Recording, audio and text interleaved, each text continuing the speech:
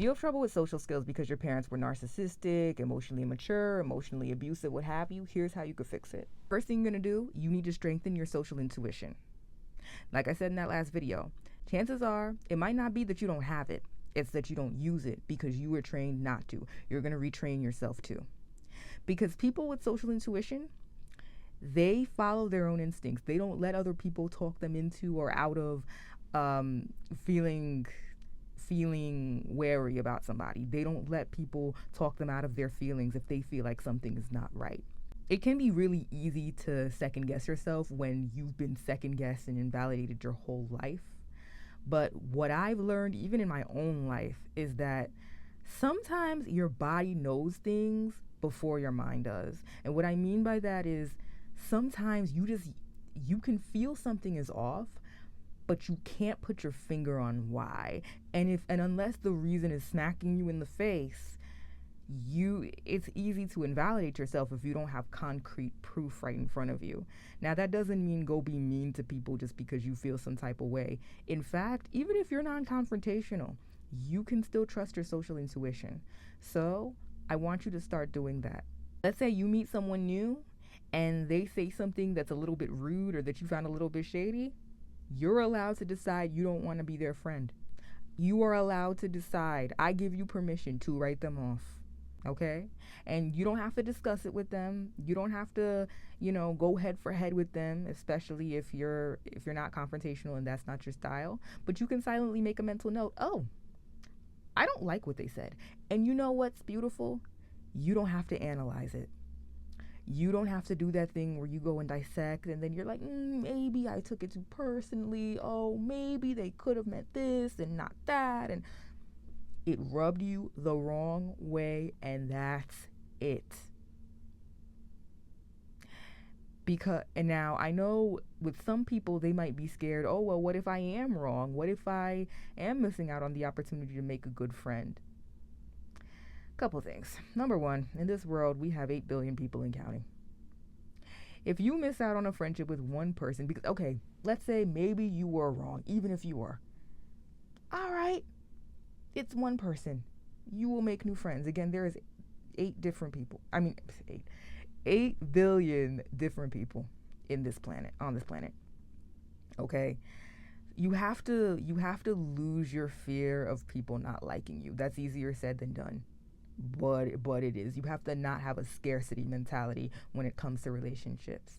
Number 2, if you have to choose between maybe misjudging somebody for the first time you meet them and writing off a potential friend versus misjudging your own instincts, not listening to your intuition, and then getting burned down the line when deep down you knew that this person was a problem, I think this is better. I speak from experience. I think this is better. That's the thing. We have to give our intuition way more credit. Because I can tell you personally, even for myself, I cannot recall a time where I met someone, I felt some type of way about them, and I was wrong. Every time I met somebody and I didn't like them at first, I always found out the reason why. Okay? But what we do is we second guess ourselves and we don't listen to our intuition, and we pay the price. Sometimes your body knows things before your mind can make sense of them, and that's okay. Trust your body. And the beautiful thing about when you trust your body is that the intuition is kind of like a muscle. The more you use it, the stronger it gets, and you're gonna find that you start dodging situations maybe that could have ended really badly for you. And you know what? A lot of the time in life, you don't know how things are going to turn out. But what I've learned is you don't need to a lot of the time. And the more you grow that intuition muscle, and this is the big thing, you're going to build your self-trust. And building self-trust is the essence of building your self-confidence. And building your self-confidence is one of the major keys to overcoming social awkwardness. Now, there are some people, they're a little overconfident, and that makes them socially awkward too. But in cases where you had a parent invalidating you and you develop social awkwardness, The root of that issue is a lack of confidence. You will only grow that by learning to trust yourself, because that's the essence of what confidence is trust. If you have confidence in something, you trust it. If you have confidence in yourself, you trust yourself. And part of becoming socially confident is going to mean trusting that you can handle yourself in social situations, even if your parents told you your whole life that you couldn't. Because see, as you build your intuition, as you learn to set boundaries, to not second guess yourself, to speak your truth. You can speak it with respect, but to speak your truth unapologetically, you will be able to keep yourself safe. And if you follow your intuition, what you're also going to naturally do is you're going to become more assertive. Because the thing to understand about boundaries is they're not rules that you have for other people.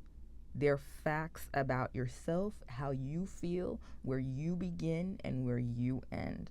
So one thing that you could do, it's going to be one of the fastest ways that you learn to set boundaries and honor yourself. It's both easy and hard. And that's to tell the truth. Don't lie to spare other people's feelings. Don't lie because you think you're going to get in trouble. Don't lie. Now, there's a time to use tact, of course. You don't always have to tell the whole truth, nothing but the truth, so help you God. But tell the truth, even if it's just to yourself.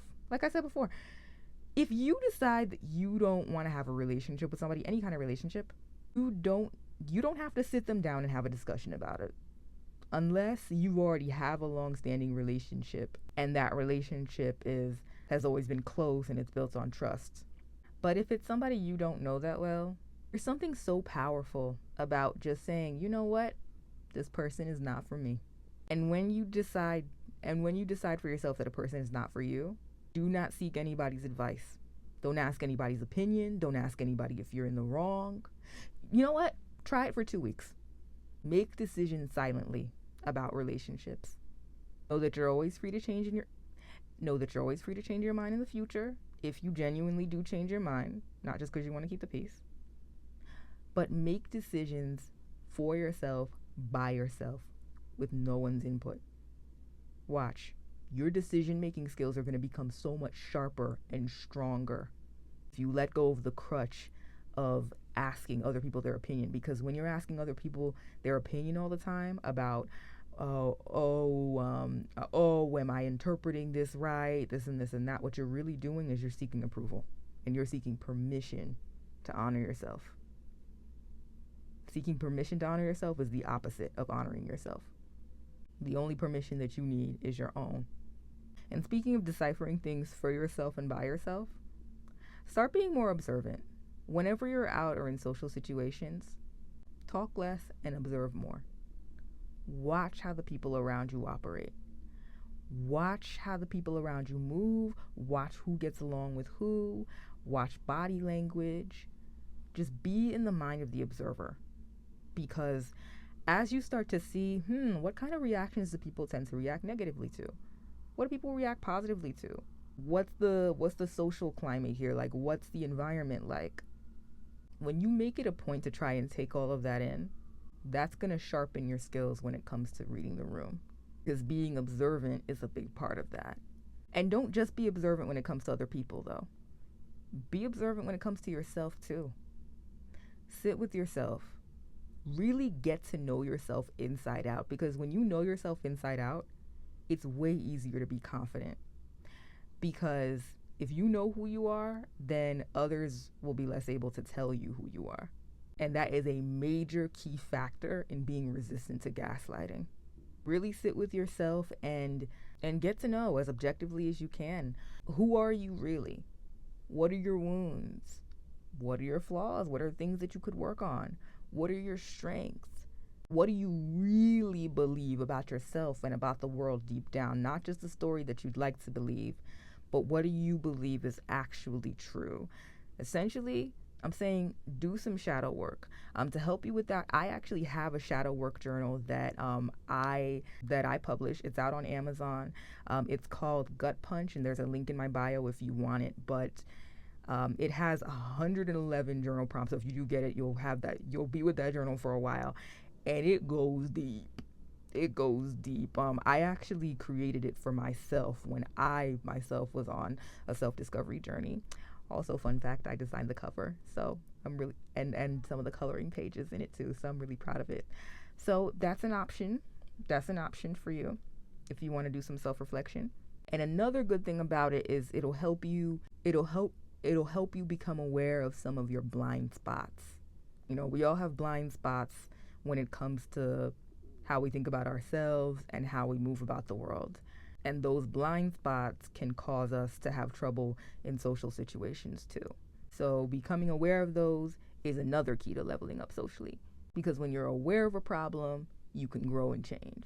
If you're not aware of a problem, you're going to keep doing the same thing and not realizing what you're doing, but just wondering why you keep having the same bad result over and over again. And if you'd like my help in uncovering those blind spots and realizing what they are, I'm creating a course for socially awkward adults, for those who don't know. It's a course that's going to cover essentially all of the unspoken rules that you might not have learned that might be causing you to have trouble in social situations. I also offer one-on-one coaching if you'd like to work with me that way. Either one you choose, head to the link in my bio. If you want to take the course, sign up for my mailing list so that way you know immediately when it comes out. And if you want to do coaching with me, head to my booking page and then you can book a session.